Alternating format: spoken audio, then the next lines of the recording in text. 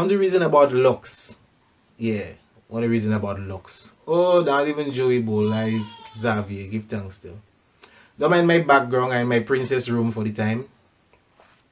Princess and the goddess, they're freeing up in the next, where I just really do the live. So I say, you know what, let me just use her room still. And yeah, if thanks, beautiful background. Yeah. So the reasoning family, locks. Locks. Reasoning on locks, man. What is it? Is it like, I mean, I know it's hair, but what is it? Is it just a hairstyle? Is it a spiritual symbol, a rebellion symbol, a Nazarene vow? I mean, those are fundamental questions we have to ask ourselves. So since I bring the locks and the Nazarene vow, you can already see where I'm going with this. Signs and symbols for the conscious mind. Right? But let's touch on the hairstyle first and foremost.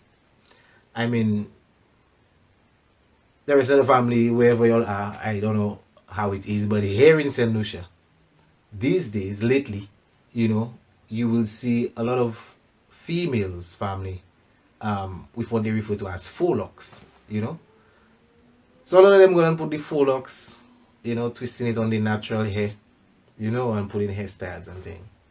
And to be honest, I haven't seen one black woman where it didn't suit them. Talking straight. You know what I mean? So give thanks to all the black goddesses that look beautiful, even though it's faux or whatever. You know what I mean? And seeing that locks right now has become pretty much of a father hairstyle, so it more free up within people and within the system. So that's why you will see a lot of females want to put actually putting it right now, because probably before they wanted to put it, but how they used to see it, or or knowing it would affect their work, they seeing like, they can't really put that for the time. And females is something, one time they want one hairstyle, next time they want the next one. So it's like, if they put it, they want to be able to take it out, and you know what I mean. So right now the thing turned to like a hairstyle really. But then who started this locks vibe as we know? As we know it. I mean, many will say it's the Rastaman, right? Apart from the Rastaman, I mean, there are different groups, you will see, ethnic groups really, that even grow their hair still. We have some individuals, group called the Baifal. Baifal is in the Senegal area family. Baifal, and they have the locks, but they do not adhere to the principles and concepts of Rastafari. Rastafarians, or some will say, well, it's not the Ians, it's just Rastafari. So they do not adhere to the concept of Rastafari. Baifal are actually Muslim people that deal with Allah, but they grow their locks. Okay? We also have the Mau Mau, which a lot of people say inspired the Rastafarians them to start growing their locks. Now, why you say inspired which one? We have the next one, we have the in the Twahidi Orthodox Ethiopian, we have the Baitawi. The Baitawi.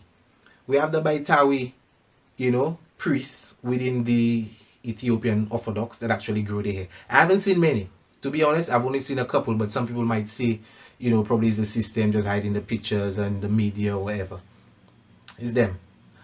But we're basically talking about other cultural, practices and belief systems that have the locks as well, but do not necessarily adhere to the Rastafarians' concepts or doctrines.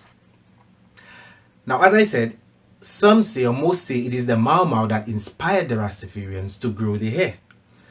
That act of growing the hair within that time was a sign of rebellion against the colonial masters.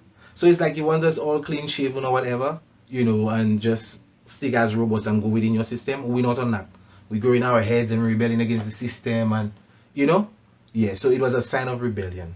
But then the Mau Mau rose up in like 1954, like that revolt in Kenya, that was like 1952, 54. thereabouts. And since most people say Rastafari now, because it's Rastafarians that have locks, Rastafari now, got crowned in 1930. So it will be like, okay, well, since Rastafari got crowned in 1930, it's the Rastas and them, But the very first Rastaman family, Leonard Howell, as I'm expecting the family to know them things there, the very first Rastaman, which established his base called Pinnacle, right? The very first Rastaman didn't have locks. You see what I'm saying? The man the Rastafarians worshipping don't have locks. I mean, a lot of people are afraid to say them kind of thing, The man the Rastafarians worshipping, and someone will say, but you're saying the Rastafarians, but if you've been abreast with the reasonings, right? If you've been abreast with the reasonings, it's like you would see that just now. Give me a moment, and the princess trying to. If you've been abreast with the reasonings, you would, have actually highlighted the transition. So, the very first Rastaman name didn't have locks. Okay? So, later on we saw it being integrated within the movement itself, family. Now, we've touched upon the hairstyle. We touched upon the sign of rebellion. Okay? The Nazarene vow. That's what I really want to get into, is the Nazarene vow. So I'm asking the question, is it that most Rastas 2D or most die-hard Rastas, or live hard, because he will say it's not die, it's live hard, Rastas, right? Do they actually have locks because of the Nazarene vow? It's a dread question there, And I mean, if we're being honest with ourselves, we know the answer is yes. Most Rastafari today, especially the adherents of specific sects within the movement, have locks because of the Bible. Because the Bible is what you find in the Nazarene vow, Okay? So, who I tell you, I bring my Bible there. Let me read the vow. I have to read it. Because we have to bring clarity. You see? With clarity comes understanding, and the knowledge for us to know the ledge still. So, yes, my Bible there beat up years already. The Nazarene vow, family, is in Numbers chapter 6. Okay? Numbers chapter 6 verse 1. And the Lord spake unto Moses, saying, he didn't have no Moses, And the Lord spake unto Moses, saying, Speak unto the children of Israel, and say unto them, When either man or woman shall separate themselves to vow a vow of a Nazarite, to separate themselves unto the Lord, he shall separate himself from wine and strong drink, and shall drink no vinegar of wine or vinegar of strong drink, neither shall he drink any liquor of grapes, nor eat moist grapes or dried. So the Nazarene vow, the first thing in the Nazarene vow, and the word Nazarene comes from the Hebrew word Nazir, which means to consecrate. But Nazir also comes from a deeper Hebrew root, Nazar, which means to separate. You see what I'm saying? So when they're talking about the Nazarene vow, they're talking about is something you do to separate yourself from people, okay, from brethren and sistren, from people and from the world, and separate yourself unto God, which is Yahweh, which is El. So yeah, I mean, let me go through. So the first vibe about the vow is you mustn't drink any strong drink. Strong drink meaning alcohol. Even though you're not drinking alcohol one time, like raw, if you have to create something that will, its end result will actually contain that alcohol essence, you're not supposed to take part in that either. So that's the first part of the vow. Verse 4 says, And all the days of his separation shall he eat nothing that is made of the vine tree, from the kernels even unto the husk. So no vine, you're not supposed to eat any vine. So so we have tomatoes, cucumbers, and them thing, pumpkin, no vine thing, right? All the days of the vow of his separation, there shall no razor come upon his head, until the days be fulfilled in which he separated himself unto the Lord. He shall be holy, and shall let the locks of the hair of his head grow. Boom. Look at All the days of his separation shall no razor come upon his head, until the days be fulfilled in which he separateth himself unto the Lord. He shall be holy, and shall let the locks of the hair of his head grow. So family, there we have it. The Nazarene vow. It telling you let the locks of your head grow in the Bible. You see it? In the Bible.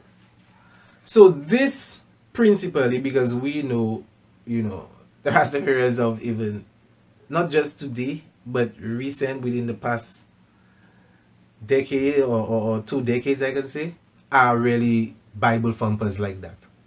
You see what I'm saying? So if the Nazarene vow, which means to separate yourself unto God, unto Yahweh, means that you have to stop cutting your hair and let the locks of your head grow. Stop eating from the vine. Stop drinking strong drink. And basically, all these things are incorporated within the Rastafari levity. So that's why someone even saying, well, it seems the Rastas probably even keeping more precepts than those that even call themselves Christians and them kind of way. But the vibe is that is in the Old Testament. And since Jesus came allegedly in the New Testament, it's like he didn't cover all them things. You see what I'm saying? It's like all of that is covered, so you don't even have to do that anymore or whatever. So in that regard, it would be like Rastas, they're like Old Testament adherents. Okay? But the individuals that call themselves Hebrew Israelites, even from America and them places there, I mean, and y'all do, I mean, there are some of y'all that deal with Jesus and some of y'all don't. Some of y'all that deal just with the Talmud and, the Pentateuch and them way there. Why isn't it that y'all, keeping them commandments? The Rastas doing it better than y'all, really. But not going too off in a tangent, the reason is about hair. So, most Rastas that are really, really believe in the divinity of Haile Selassie, believe he is God Almighty and King and what have you, since he is a Christian and he advocates the Bible, stick to the Bible, and since we see that in the Bible, they will do it, But remember, the very first Rastaman name didn't have locks. So we can see that the Bible is the influencer for that. But mind you, family, there's another part I want to read to you, in Genesis. Let me just look for it. Bear with me.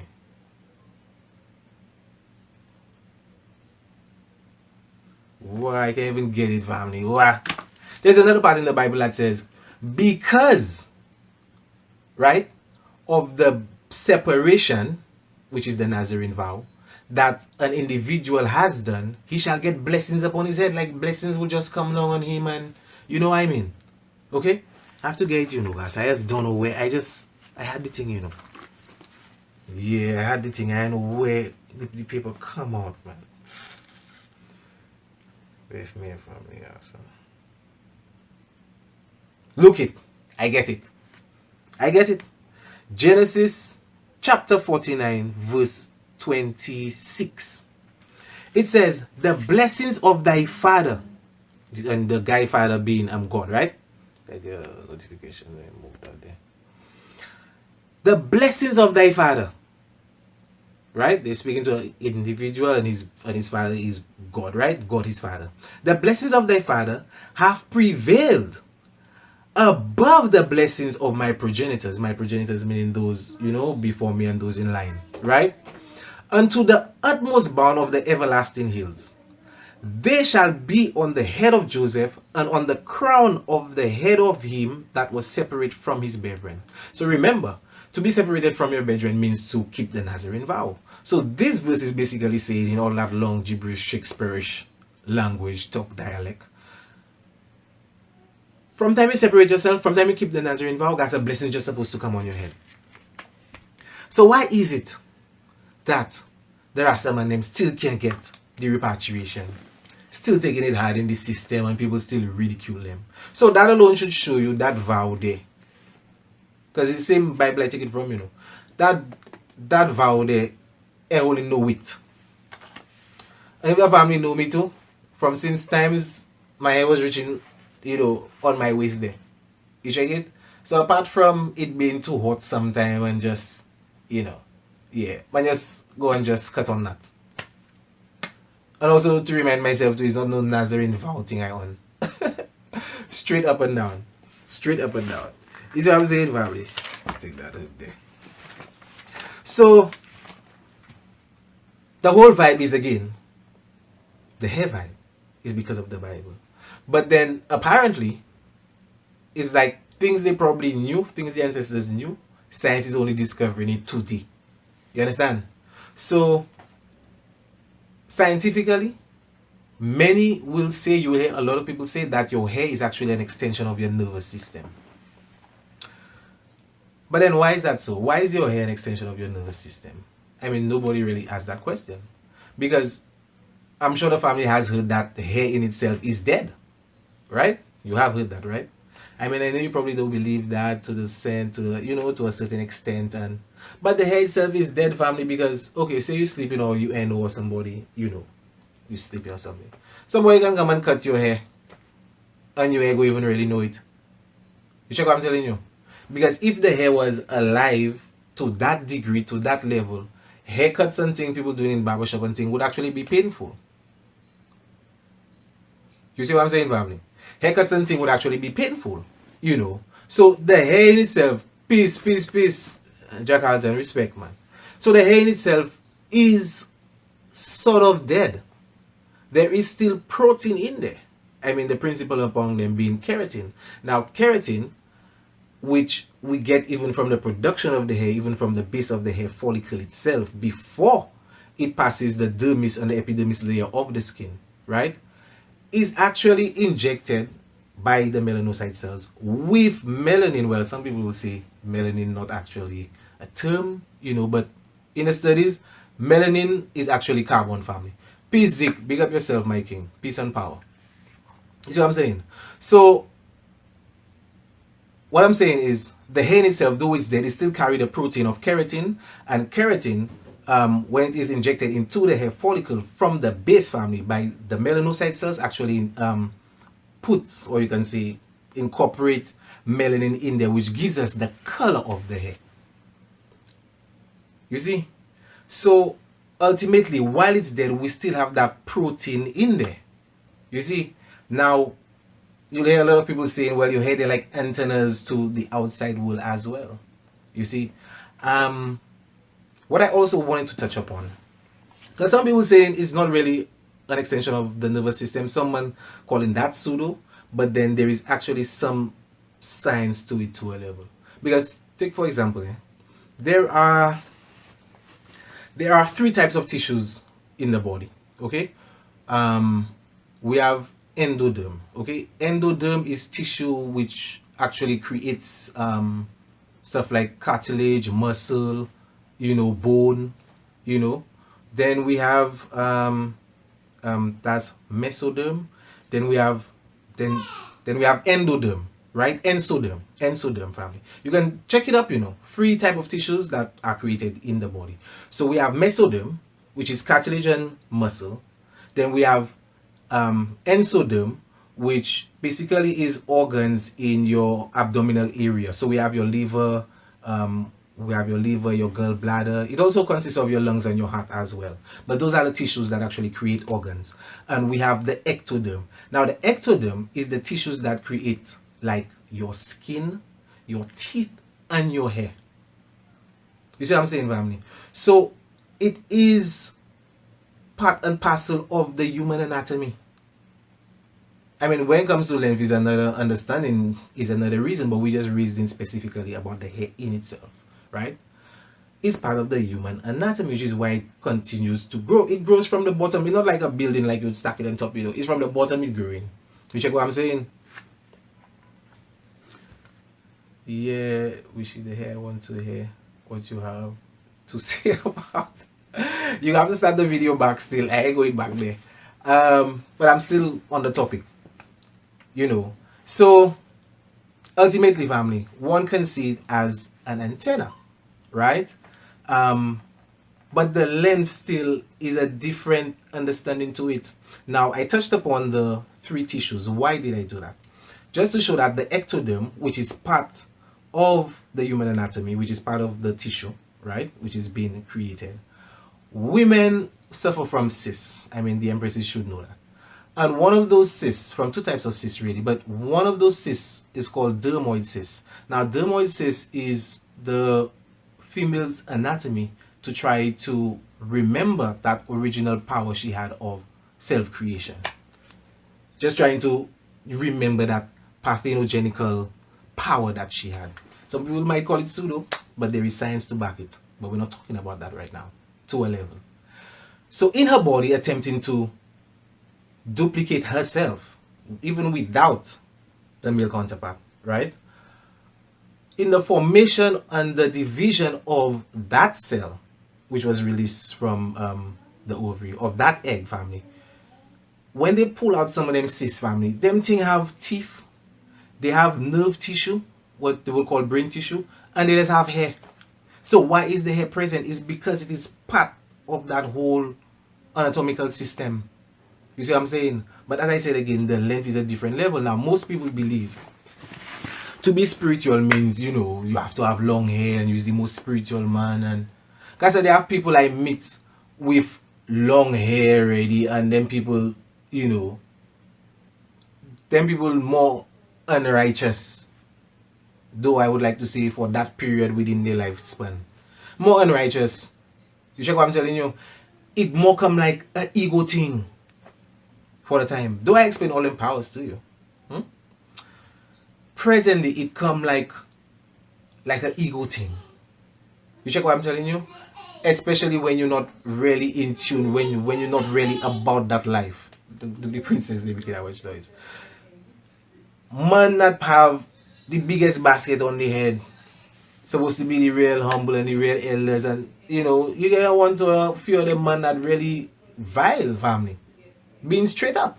They are man not afraid to mention that. You see, they are man with the biggest turban and you know, motif thing. So if that on its own had some kind of relevance to make you that some kind of, you know, superhero kind of character, you understand? It would have been helping these individuals become better versions of themselves. But just like you have a stick, right? Just like you have a stick, the stick there on the ground cannot do nothing on its own. You check what I'm telling you? You have to use the stick to do something, to either poke something or hit something. You have to use the stick. So the same way the hair in itself just there. That's why the hair can't make them man, you see, now have the biggest turban or whatever. The hair itself cannot make them righteous alone. You check what I'm saying? It deals with mannerisms and behavioral patterns. Now, just like the stick I tell you that just then you can't do nothing with it. That's how the hair is. It's you to use it and how you use it, family. You check what I'm telling you? So, while I myself have my own reasons, I mean, I still have my antennas, you know. So that's why I was saying now, despite it being part of the nervous system, okay? If somebody had to cut your hair, if you had to be sleeping or whatever and somebody cut your hair, you wouldn't know, which is why haircuts and things are not painful, which is why I was really wanted to speak about length. You check what I'm telling you? So I need to speak about length. So in regards to that, if the hair was shorter and that had to happen to you, you would have probably feel it. You check it? Because the sensory perception, now there's something called tactile perception, which is the brain's ability to process information that it gets from nerves, okay? That it gets from predominantly the ectodermal system. So in tactile perception, because hair is part of the ectoderm, it actually feeds as well. It actually feeds because at the bottom of the hair follicle family, there are nerve endings that they refer to as mechanosensory cells or mechanosensory nerve endings family. You check what I'm telling you? But the nerve ending and the feeling where it reaches is to a certain extent. You check it? So apart after that, it's just the keratin. You understand? It's just the keratin and the melanin or the carbon, and it is that antenna you can see to the divine realm. Now I don't want people to get it confused and think, okay, because I say it's internal, so that means them when they have the big thing and they sit down and they, they're just supposed to be able to teleport. And no, it's not about that, family. It's not about that, because that's why I asked in the title the question, is it a symbol of spirituality? So you do not need, I don't want the family to get the impression that you need locks on your hair, on your head, for it to look like you're spiritual or for it to be a mark of your spirituality. What did I just say? I said you don't need locks on your head be honest, to show it, for it to be a statement that you're spiritual. Okay, I have locks on my head, so I'm spiritual. But what's about all the full locks people I just mentioned at the starting of the video? They're not spiritual, they just do it on a hairstyle thing. So the original meaning, yes, it deals with the connection, but we still get spiritual people, gurus, Buddhist family that not know God in the sky thing. You understand? I have a book there, the Buddha in Your Mirror. Forgot the author's name, And all it speaks about really is just the God within you. It's just you being an extension. It's just basically the same philosophy, what I get from the Nile Valley spiritual system. It's basically the same thing, right? But what I'm telling you, these spiritual individuals, they don't have locks on their head. These Buddhists and, some monks. There's a tradition called the Zen tradition, right? The Zen culture. In the Zen culture, family, there's a ceremony that the novice monks, okay, actually have to take part in, where they cut their hair. And you know the name of the thing? Cutting the ignorant grass. Cutting the ignorant grass. Now, why do they refer to it as ignorant grass if Simon just explained all of that, dealing with the hair, right? Let's not forget, true, as, but I don't forget what I was saying, I don't want to take that on and go deep in that, right? They cut, family, because if you notice, yes, the hair is part of us, right? It's part of even our appearance, okay? Some women, depending on how they feel, they put whatever style and what have you, and some of them say, I'm having a bad hair day. I'm having a bad hair day. You check it? Some bedrooms, a lot of rastas, like radical rastas, they will say that, okay, because they in the system or because they go into the system, they don't want to expose the hair and, But at the same time, a lot of it is not really kept up well too. You understand? But these individuals, okay, with what I just explained comes ego, family. That's all I really want to say. With the hair comes ego. Because it's like, oh, like, I don't like how it looking today and I'm having a bad hair day. Like, so the monks, family, peace, goddess, Lydia, big up yourself. So the monks, family, right? The monks, to them, by shaving off the head, bald, hair, beard, everything, by shaving off that bald, that is one less thing to worry about, where they can actually focus on important matters. That is what the teachment says. That is what the philosophy says. And a lot of them gurus too used to be really nomads traveling from place to place. And a lot of them used to get lice too. Get lice in the hair. So, just shave that bald too at the same time. Just shave that. So no lice. That's one less problem to worry about. You check what I'm telling you? So, but we still find these individuals deeply spiritual. You check it? Some of them sit down there and meditating and go into different, into the multiverse and, what I mean, family? So, if the hair was needed, they wouldn't have been reaching them levels there because they're missing that piece. But the same thing applies for even the black man. I mean, because I know the Zen culture and the Buddhists and the people I'm talking about is Indus Kush, is Indian culture I'm speaking about. But even within ancient Kemet, the purification priests had to go bald, had to shave themselves bald too. And yes, we will see carvings of kings. I believe it is Mentuhotep III. Family can correct me if I'm wrong. Where you can see him with his long flowing locks as well. You see it? So while it have its levels, do not never make someone feel or subject them to, like they are less of a human being, or they haven't attained your level of spirituality because they do not have that. The don't judge a book by its cover, I feel that easy to, you know. Yeah. And I forgot to mention, family, in regards to showing the powers of these antennas.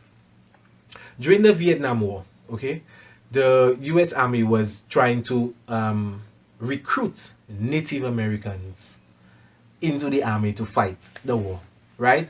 And they did a test with them because most Native Americans actually had long hair. So they did a test, they carried out a test where they send one of them in the bush and thing overnight, and without him knowing, we're basically sending obstacles and circumstances his way. And in 9 out of 10 of the situations, it's like he perceived the coming dangers even and was able to get up and set up himself even before the dangers presented themselves to him.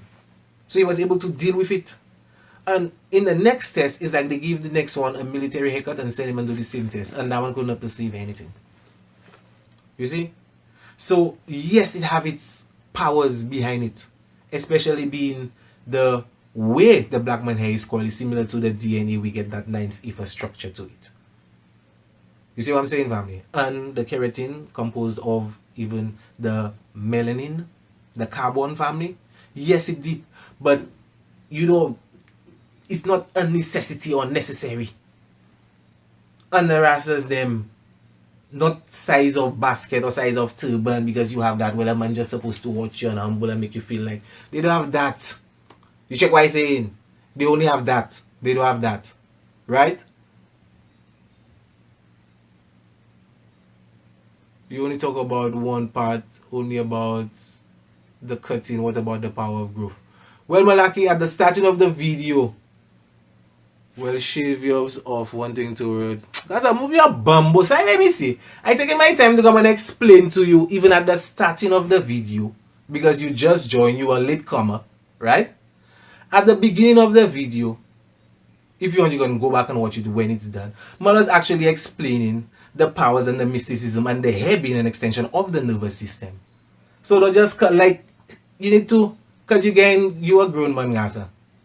You a grown man. Cool out yourself. You're a grown man, Gaza. You have to approach situations humbly, and you know what I mean, right? So I go back in that. You can go and study it if you want to. The part you hear in there right now there is the part about, do you need it to be spiritual? You check it? Do you need it to be spiritual? You do not need it to be spiritual, because there are monks within certain monasteries, right? And even within Indus Kush cultures, you will see that attain certain levels of spirituality without it. So it's all about the balance, because man dealing with ma'at. Yes, it have its powers, but don't feel because it have your powers, its powers, it's supposed to make you have powers and then you gain on like a jackass. As I explained, they're like a stick. You understand? See, you just have a stick there and then the stick just there. You'd have to use the stick to do something with it.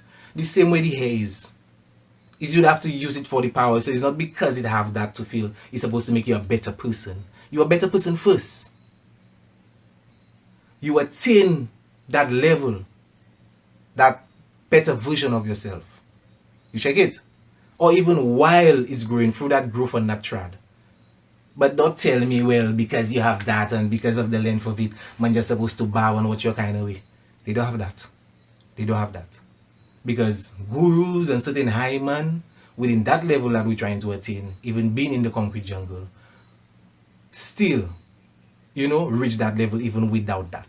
And we do not want anyone, Rastas or whoever, well, they have to be Rastas because it's them that is, I mean, have it. Anyone who probably, because your locks on your waist and you see a man locks like mine, or a man that don't have no hair, that have a comb hair, to make the man feel any lesser of a human being. We tired of getting that from the white man. Straight up and down. You check what I tell you? Brother is brother. We're not on that. And as I tell you, most Rasta man grow their hair because of the Nazarene vow. You understand? And I will speak, and I'm free. I'm a free being.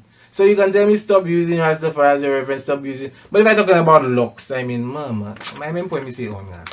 Anyway, peace to you, brother. all guidance in your ascension. Peace to the family. So we reason on the hairstyle family. We reason on the sign of rebellion, even from the Mau Mau in the 1950s. We touched upon the Nazarene vow. We read it to the family. We even broke it down. We went down scientifically how it is part of the nervous system, an extension of the nervous system, but to a specific point. After that point, it's just based upon protein being keratin incorporated with melanin being that carbon molecule, right? And again, is it a symbol of spirituality? No, it isn't. In some cases. In other cases, yes, because you'll get deep spiritual individuals, and I mean, they have the long hair and the, you know what I mean. But again, we also touched upon it being a sign of ego and that which must be surrendered. So if you can't surrender it with it, and if you know you're not on no Nazarene vow, because I'm not on no Nazarene vow, you know how to, apart from it being hot and cut on that, man. I'm not on no Nazarene vow. You understand? Yes, I understand its powers. And I still have the powers, I mean. If it was so powerful, how come Samson didn't know when Delilah was cutting it? If it was alive like that. You see it, family? So if Samson can't do with Delilah, I mean, they have to be dead to some degree. So we understand and we have broken it down, and we give thanks for the family for even being with me. Peace, love, and power.